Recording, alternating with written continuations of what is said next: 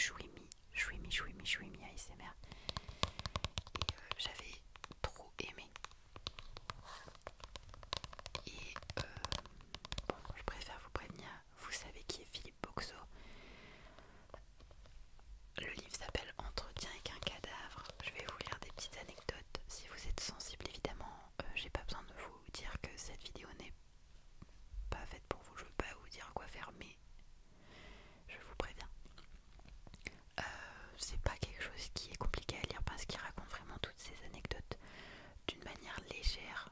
En fait, il aborde la mort comme si c'était un sujet léger et il le répète tout le temps, mais sans se moquer des morts évidemment, tout en restant respectueux à leur égard. Et j'aime beaucoup. Donc je vais vous lire la quatrième de couverture. Ce que j'affectionne par-dessus tout, c'est d'aller à la découverte des traces et des indices, de tous ces éléments qui permettent de donner une dernière fois la parole aux morts et de les écouter dans ce qu'ils ont à dire. C'est par ces mots que le docteur Philippe Boxo, médecin légiste depuis plus de 30 ans, introduit son nouvel ouvrage, dans lequel, une fois encore, assassinats et meurtres se succèdent sans relâche. Au premier plan, pour les observer, le célèbre médecin légiste a choisi de nous raconter quelques-unes des histoires qui ont marqué sa carrière. Ce suicide à l'arme à feu qui cachait bien son jeu, cet enfant que les parents avaient négligé et qui en est mort, ces corps retrouvés dans un congélateur, ces toxicomanes liquidés pour une banale histoire de vol, cette femme étouffée par son mari et bien d'autres encore.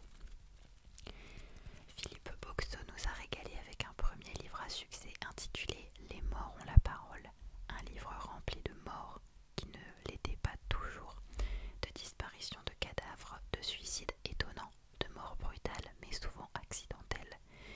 Dans ce deuxième opus consacré cette fois au décès suspect, il poursuit sa quête de la vérité judiciaire et nous permet d'explorer le monde fascinant de la médecine légale.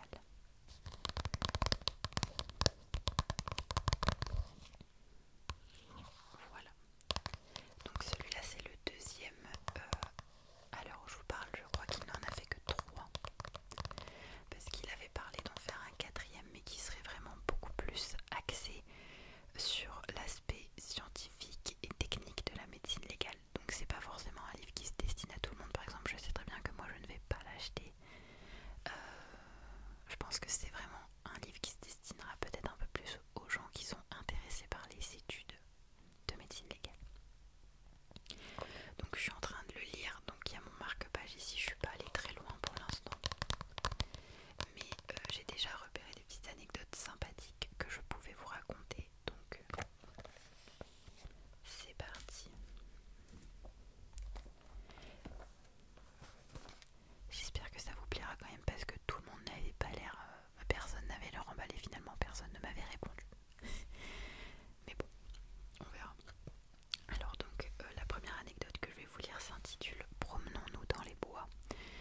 Et il l'avait déjà raconté dans une interview avec Guillaume Play. Guillaume Play n'étant pas un personnage que j'affectionne, mais je regarde ses interviews avec Philippe Boxo parce que Philippe Boxo, il a pas de vidéo, il a pas de chaîne pour lui, ou alors c'est destiné aux étudiants, je sais plus.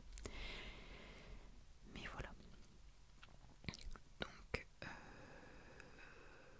en fait on se fait un peu spoil, mais j'aime vraiment trop ces interviews, j'aime vraiment trop ce personnage, il est tellement intéressant et tellement humble.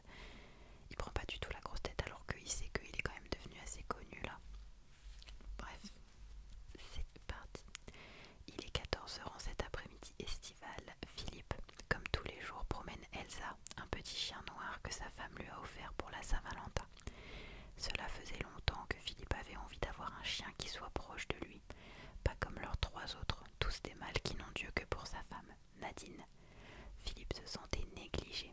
Elsa a été recueillie après le décès de son maître dans un accident de voiture auquel elle a miraculeusement survécu. Elle en a gardé une crainte des voyages en voiture et ne manque jamais de vomir sur les sièges lors des trajets. Petite promenade donc sur les chemins de campagne dont certains bordent des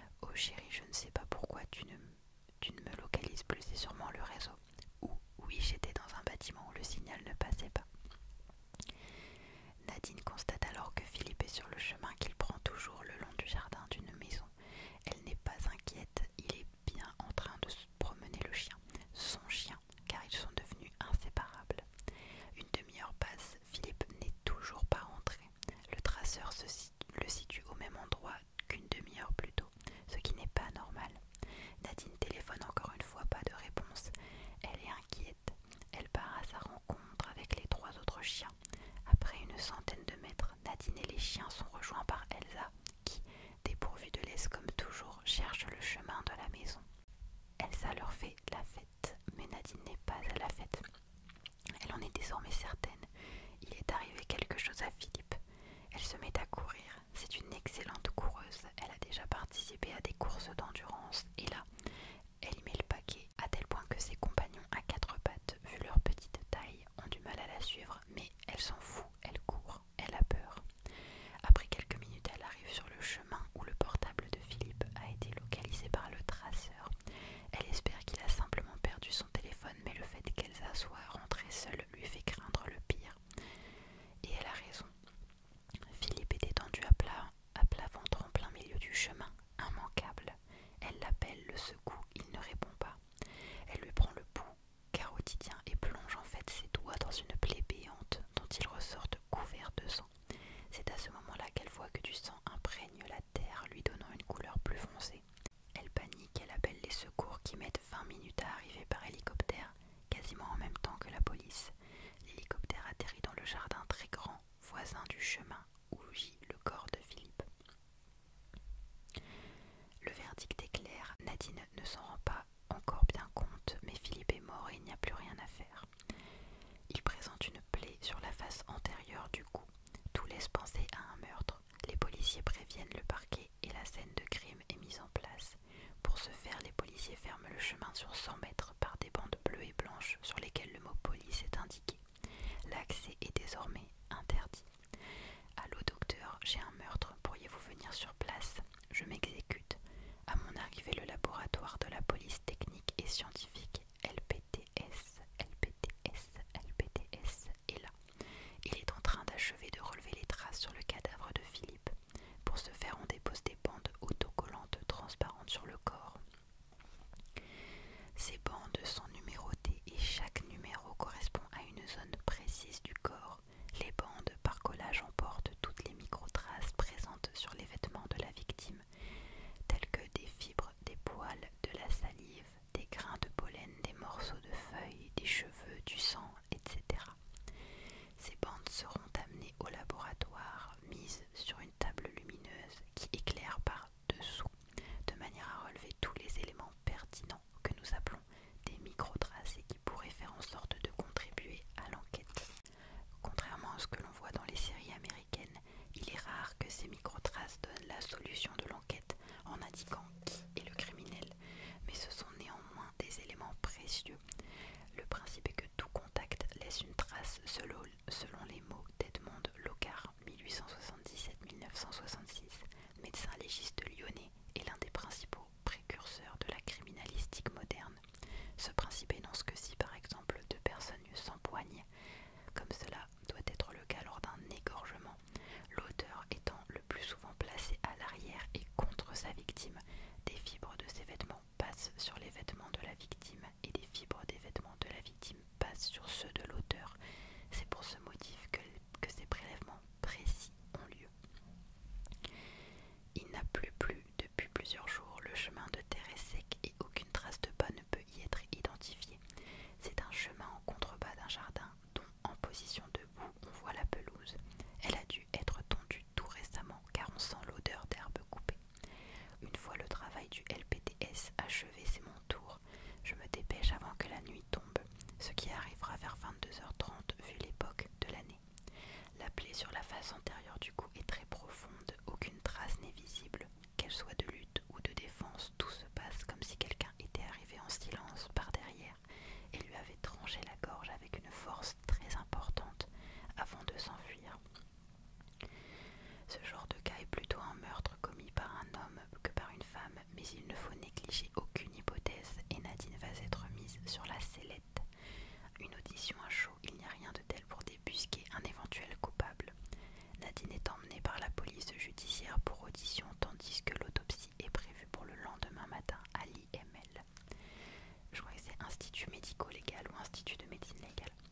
Ainsi le labo a le temps de gérer ses prélèvements, le corps d'être amené à l'IML par les pompes funèbres. J'évite les autopsies de nuit réalisées au terme d'une journée de travail pour les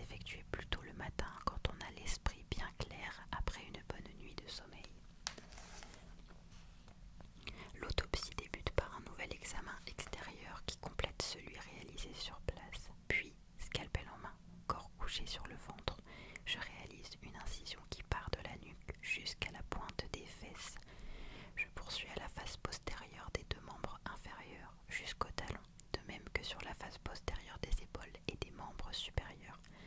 Avec mon scalpel, je décolle la peau pour voir les masses musculaires sous-jacentes à la recherche de lésions profondes qui n'auraient pas eu l'occasion d'apparaître en surface.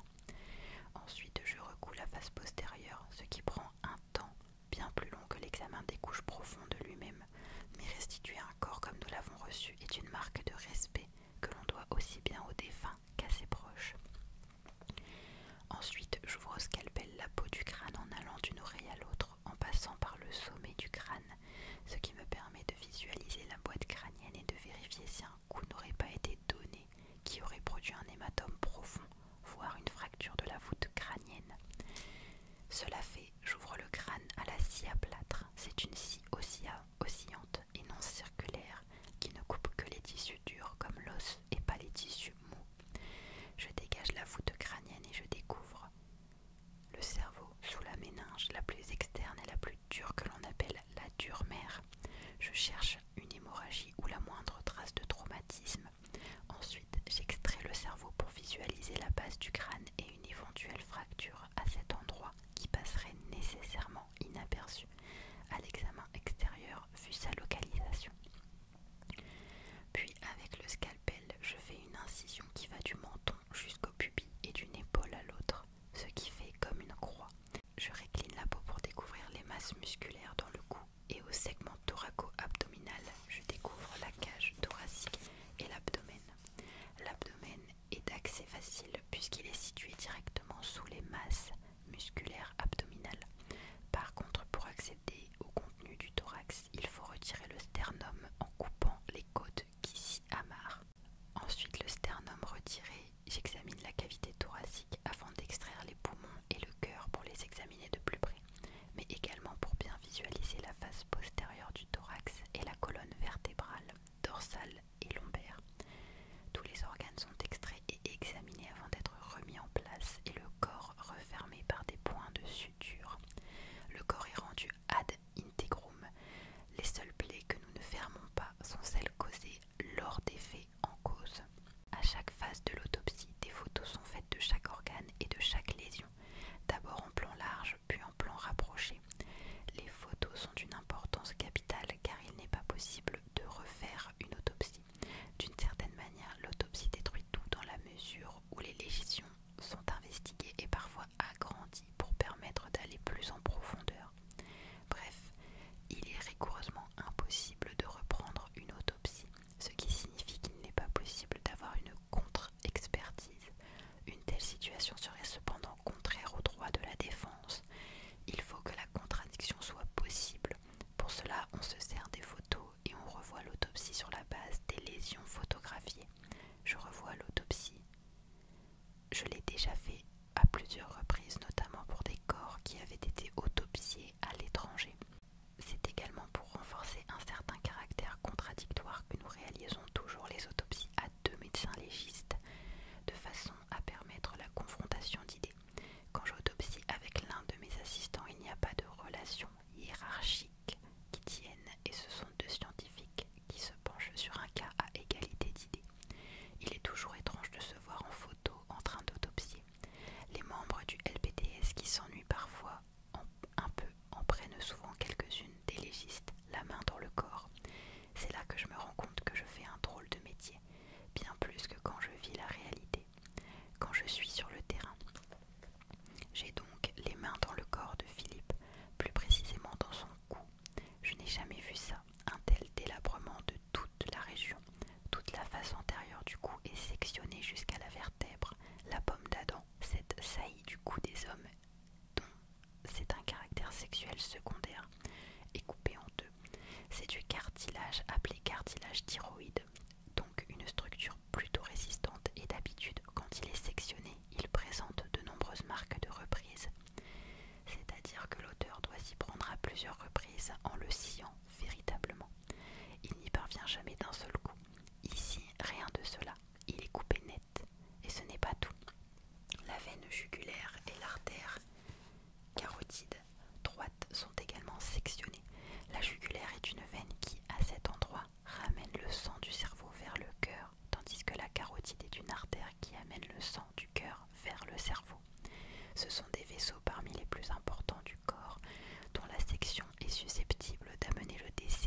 échéance sans intervention médicale adéquate et tellement rapide qu'il faut que le médecin soit présent lorsque la lésion est produite.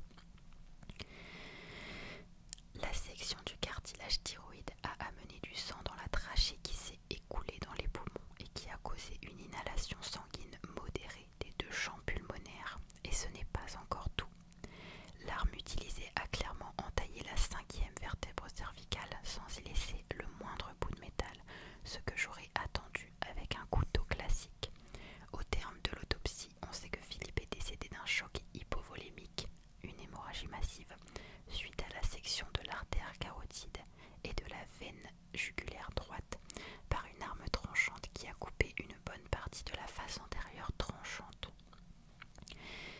De la face antérieure et de la face droite du cou en y sectionnant le cartilage thyroïde. Pour arriver à de tels dégâts, le coup a dû être porté avec une force inouïe.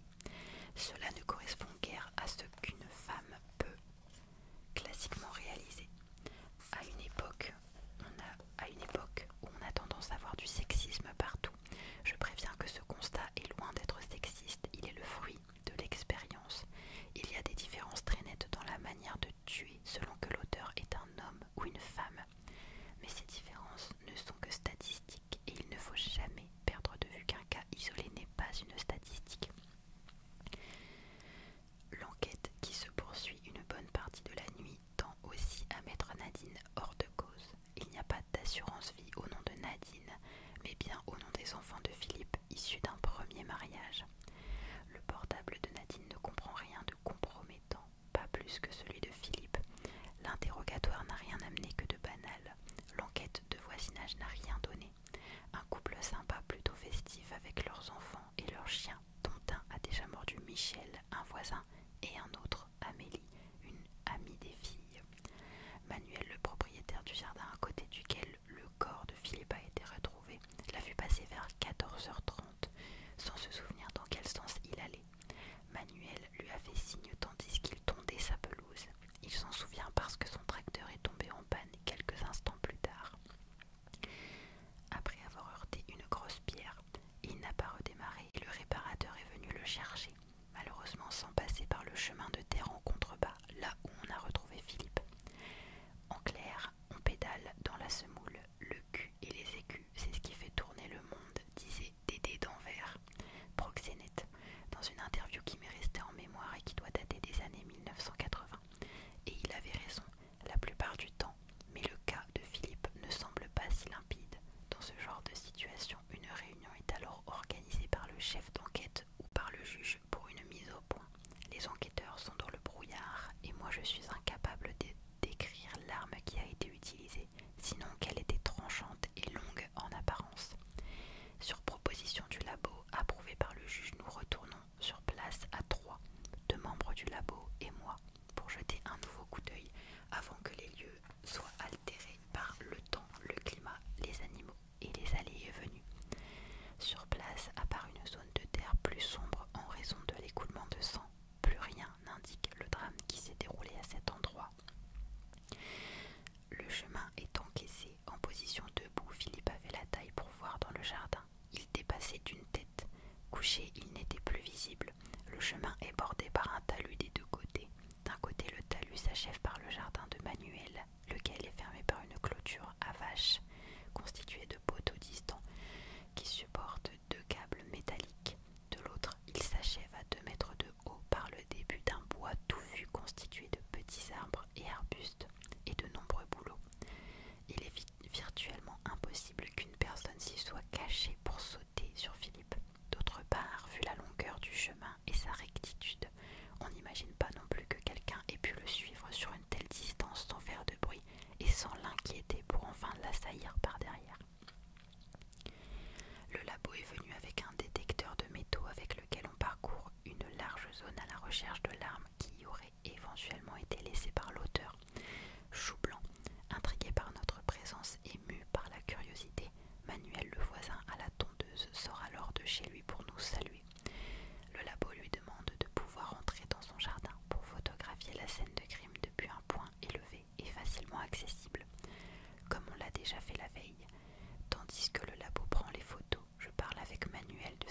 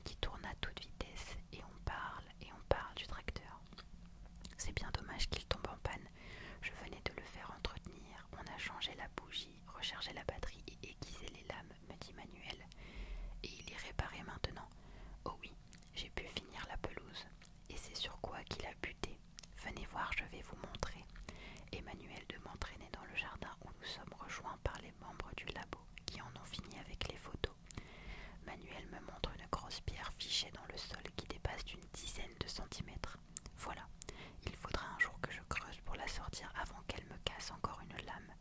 La lame est cassée,